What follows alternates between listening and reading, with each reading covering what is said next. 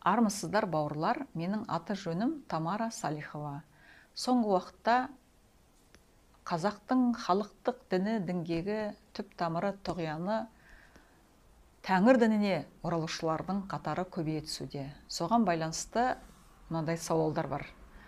Қалай ата-бабамыздың аруағына арнап қазақша Құран бағыштаймыз? Қалай жеті-желпек пісірген кезде қазақша Құран оқимыз? Қалай намаз оқимыз? Қалай ата-бабамыздың басына зиярат жасауға барған кезде қазақша қалай Құран оқимыз деген сауалдар көп.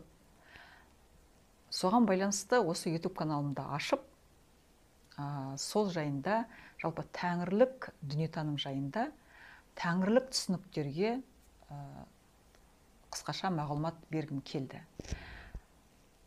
Бұл әңгімеме арқау етіп, мен қазір қазақ қоғамының арасында Тоқтар Абыз деген атпен белгілі Тоқтар Бейсенбиновтың Ақиқат деген кітабын әңгімеме арқау етіп алам, негіз етіп алам.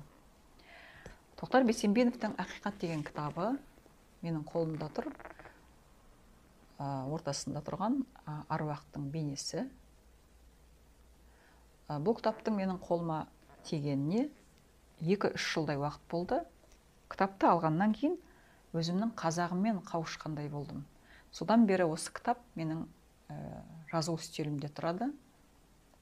Кез келген қазақ ұғымына, қазақ дүниетанымына қатысты сұрақтар болған кезде жауапты осы кітаптан табамын. Соған байланысты әрбір қазақтың үстелінің үстінде осы кітап тұруға тиіс деп өзім ойлаймын.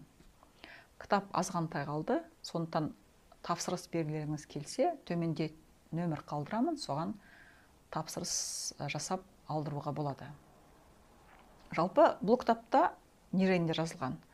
Кітап тұтастай қазақтың дүниетанымына арналған және ғылыми зерттеу жүргізілген. 4 бөлімнен тұрады. Оның бірінші бөлімінде жалпы қазақ сөзінің мән мағынасы ашылады. Себеп салдары зерттеліп түсіндіріледі. Қазақ сөзінің генетика ғылымына тікелей қатысы бар екендігі баяндалады. Шежіре жайында толық мағлұмат беріледі. Ал екінші бөлімінде қазақ мемлекеті бұрын болғандығын, қалай болғандығын, оның құрылымы қалай болғандығын айтылады.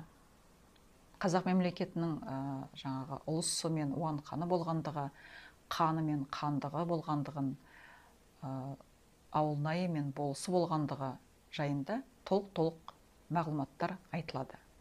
Үшінші бөлімінде жалпы тәңірлік түсініктерге тоқталады. Тәңірлік дүниетанымда қандай түсініктер бар?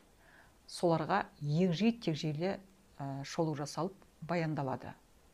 Ең соңғы бөлімінде қазақ халқының салт-санасы, ұлттық мейрам мерекелері және ұстандары жөнінде баяндалады. Қысқаша кітап осы.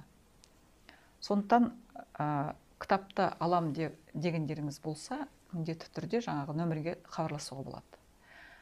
Осымен бүгінгі видеомды аяқтаймын. Көріскенше күн жақсы болсын.